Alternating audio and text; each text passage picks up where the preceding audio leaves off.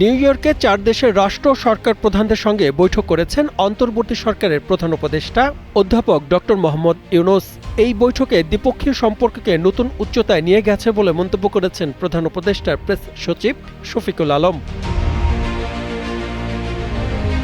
স্থানীয় সময় বুধবার ইতালি, পাকিস্তান, ফিনল্যান্ড ও কসোভোর রাষ্ট্র ও সরকার প্রধানদের সঙ্গে পৃথক বৈঠক করেন প্রধান উপদেষ্টা ডক্টর মোহাম্মদ ইউনূস।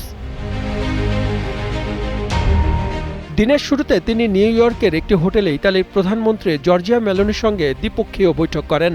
এরপর সাধারণ পরিষদের অধিবেশনের ফাঁকে বুধবার সংস্থার সদর দপ্তরে প্রধান উপদেষ্টা পাকিস্তানের প্রধানমন্ত্রী শাহবাজ শরীফের সঙ্গেও বৈঠক করেন। এ সময় পাকিস্তানের সাম্প্রতিক বন্যায় প্রাণহানির ঘটনায় সমবেদনা জানান। বাংলাদেশের সঙ্গে পাকিস্তানের বাণিজ্য ও অর্থনৈতিক সম্পর্ক নিয়েও আলোচনা হয় দুই নেতার।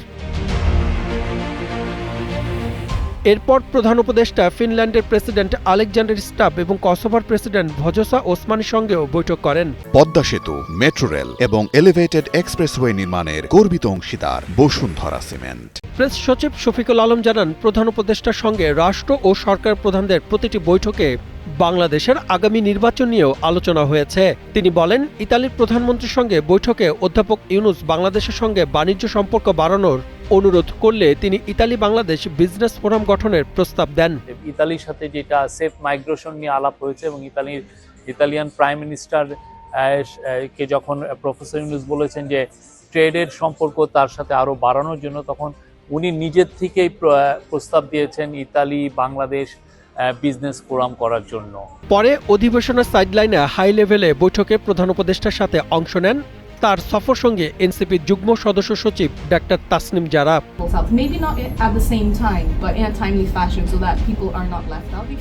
এর আগে প্রধান উপদেষ্টা সব বৈঠকেই অর্থনৈতিক সমস্যা সমাধান, টেকসই উন্নয়ন লক্ষ্যমাত্রা, রোহিঙ্গা সমস্যার পাশাপাশি গুরুত্ব পেয়েছে আগামী ত্রয়োদশ জাতীয় সংসদ নির্বাচন প্রসঙ্গ। Desk report, Kaler Kantho.